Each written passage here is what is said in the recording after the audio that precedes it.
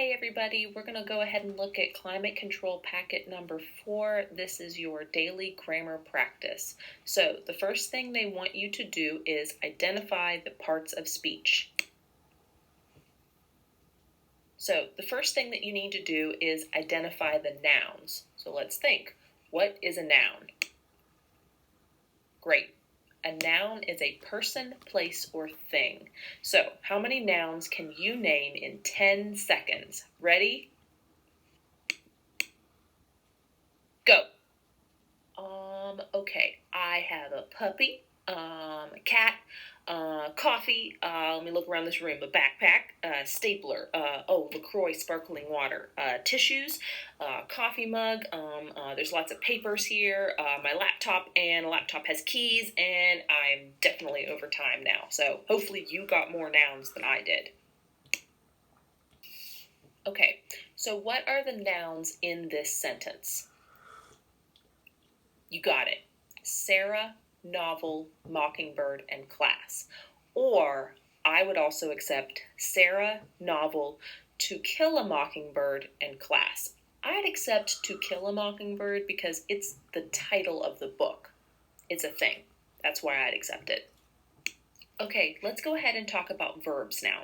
Verbs describe an action, and this action can be in the past, it can be done right now in the present, it can be in the future, it can be conditional, lots of ways to describe an action.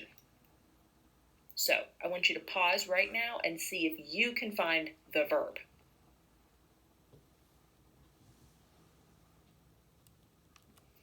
Great job. Yes, we have read, and we also have the words to kill. So let's see what types of verbs these are. Read is a past tense verb, meaning that Sarah did this in the past. And then we have to kill. That's called an infinitive. It's an unchanged form of the verb, so we don't know who did it or even what time it happened, anything like that. Infinitive verbs will always have the word to in front of them. Okay, there's a couple of words we haven't talked about. Go ahead and identify what words we have not covered yet. Pause right here. Great job.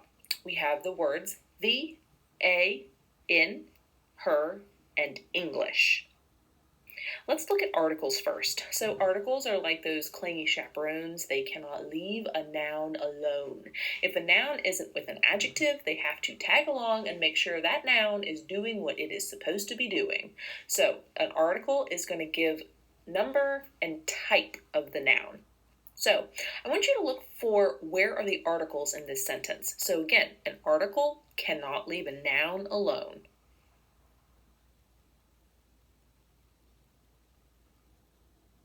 Great job. You probably found the and a. The describes the novel and a describes a mockingbird. The describes a noun that is specific. So Sarah read a specific novel, but a describes something that's general. So a mockingbird. Okay, we're going to go over one more word. The word is her. Her is a pronoun. It refers back to Sarah, but it is possessive of the word class. So this is you're right, a possessive pronoun. Great job. Okay, let's go over adjectives and adverbs. An adjective is going to describe a noun, person, place, or idea, and an adverb is going to describe a verb. How is this action performed? So, do we have any adverbs in this sentence? Sarah read the novel To Kill a Mockingbird in her English class. Is there any description of how the verbs happen? No, you are correct. There are no adverbs. What about adjectives, though? Are there any words, any nouns that are described? See if you can find one. Okay, in order to practice this, if you're having a little trouble, let's go ahead and describe something. Let's see here. How about, I don't know, maybe my puppy, yes. So I want you to describe my puppy. I already did on the side here. So my puppy, I am brown, black, cute, hungry, sleepy, and loving. You can also use an adjective to describe something that you have. So my puppy has floppy ears, a pink blanket, droopy eyes, a wet nose, white paws, and a huge appetite. So those are all words that describe how my puppy is and what she has. So go back to the sentence now. What are some words that describe something in this sentence? Pause and see if you can find the word. You got it. English. English describes the class. Perfect. Now, we're going to go ahead and look at the sentence and break it down into it. There is a basic sentence type. That is a subject and a verb. In this case, Sarah read. Subject, verb. The subject is who's doing the action. Sarah, what's she doing? She's reading. Now, what did Sarah read? This is called the direct object. It is the object, the thing that has some action performed on it or for it. So that would be the novel. You got it. Perfect.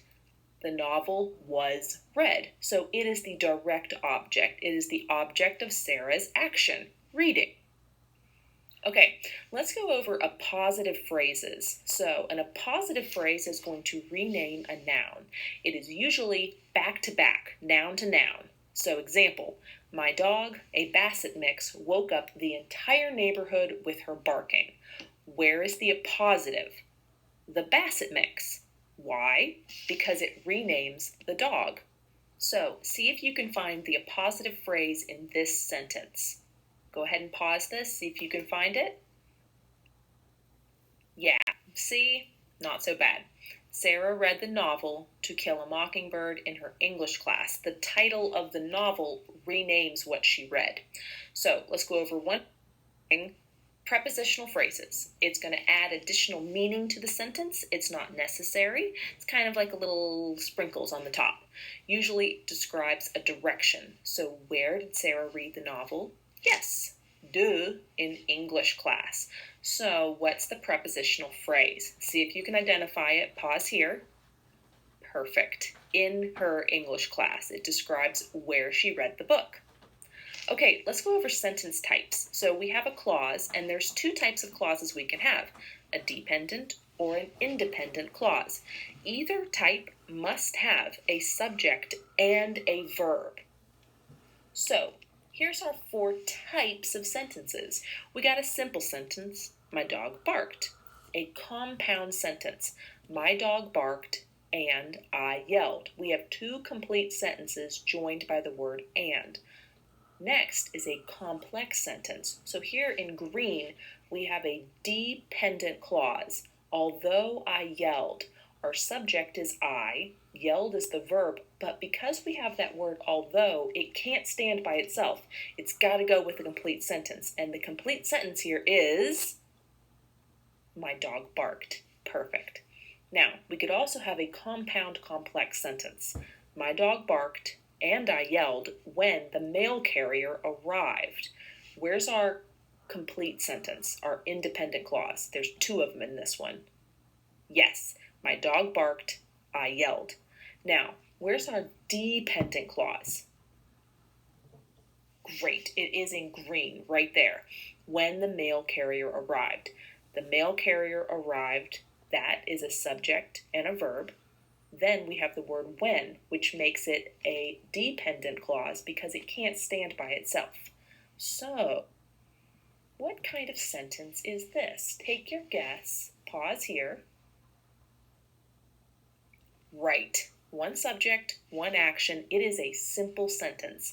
And our main clause is simply Sarah read. Subject is Sarah. What is the action she's doing? Reading.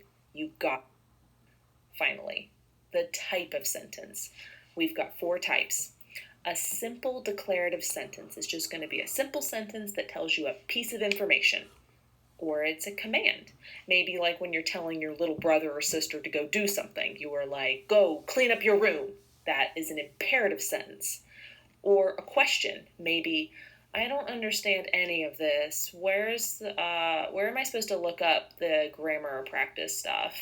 That is a question, an interrogative sentence. Or it can be an exclamatory sentence.